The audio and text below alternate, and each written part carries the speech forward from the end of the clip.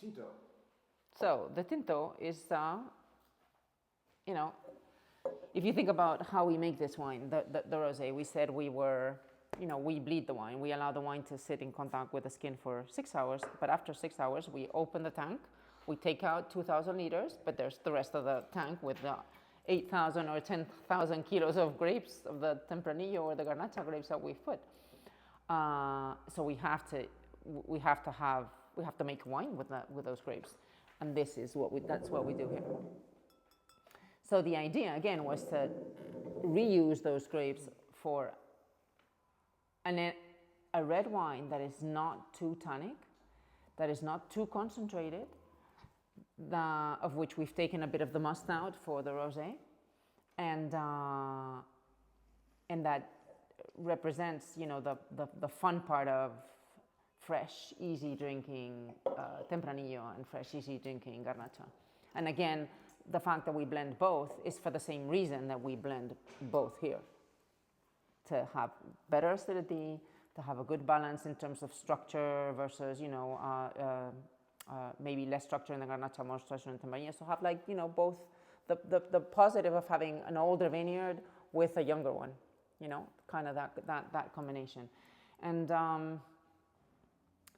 I really like the outcome of this wine, and because what we've done with it is that even though we don't age it in oak, because the purpose is not to age it in oak, we've learned along these last years that by allowing the wine to be at the winery before we bottle it for at least one winter, so to leave the wine there in the tank for a winter, it helps tremendously, because it allows the wine to go through a process by which it assembles the tonicity of the two grapes that have not been aged. It decants on its own. It goes through all the, Pilar says always, cold winters are great for the wines, Esther. So, and it's fantastic what we've done with it. I'm really happy. And I think that the way the wine business or tasting or has evolved in general everywhere is for lighter style reds that are easier, approachable, and affordable. And like that, we're also able of capturing a clientele which is on one hand on the younger side, that are looking for that kind of product, but then on the other hand also for maybe, I don't want to say older, because I don't consider myself older, but people in their 50s, 60s that may not be looking for, heavy wines and just a nice wine to sip on.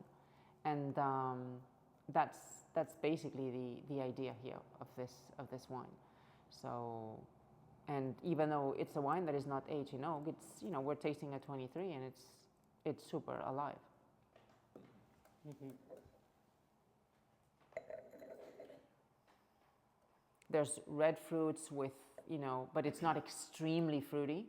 It's not a fruit bomb. You can see, a nice combination of kind of most intensive fruit in the Tempranillo with the more vivid fruit of the Garnacha. The soils here are 100% clay soils, which, give you that kind of earthy structure.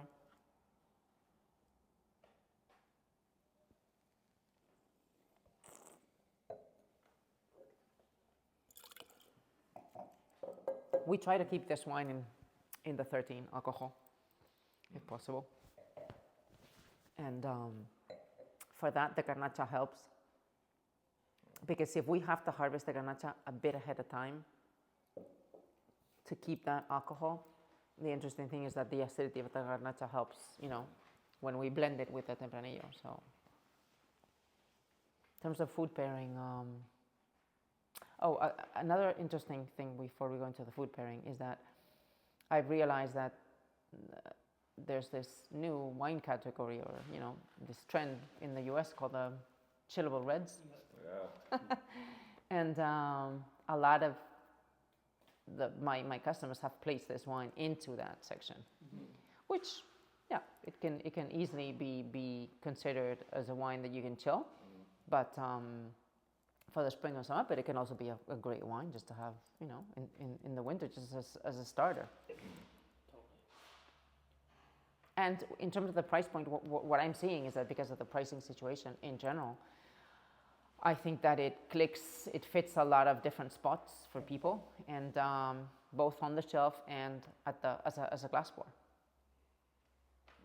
Yeah, and for all of you guys, it's really important to know that at the start of all of this, when we saw 10% and we didn't know what else was coming behind, we very intentionally made the decision to double down on the wines that we thought in the portfolio were the best quality to price to get as much as we could in order to be ready when other prices rose and we were able to stay very competitive even with the full tariff ride, right? So that's where we're sitting here. That's why we have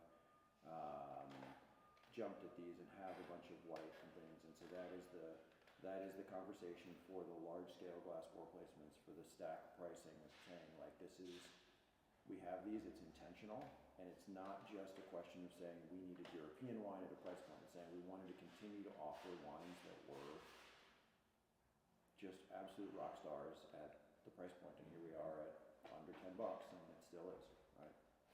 Another interesting thing that we have not mentioned, but it's across the board in everything we make, is the fact that we use indigenous yeast. Again, when Pilar came on board, in my region, it's very common to, because of the bigger wineries, the bigger co-ops, they cannot risk using indigenous yeast when you're making 45 million liters, it's impossible. So there's, a lot of the big wine houses that sell, commercial yeast are all over the place and selling different kinds of yeast for the bigger operations. So I always wanted to get out of that and not necessarily have to use commercial yeast. So initially, for the first years, we did use a little bit of the commercial yeast when we started, but then I decided that it was something that we wanted to try, and it definitely works. And I think that right now, we just use indigenous yeast, and the wines just ferment. You have to be on top of the fermentation, just like you would with any other product. But it's great, and that also helps, respect. I mean, and show the personality of where we are, because it's really easy to have every year the same. It's really easy to make industrial commercial wine. Do you do a PQ each year? Nope. Nope. Just spontaneous. Yeah.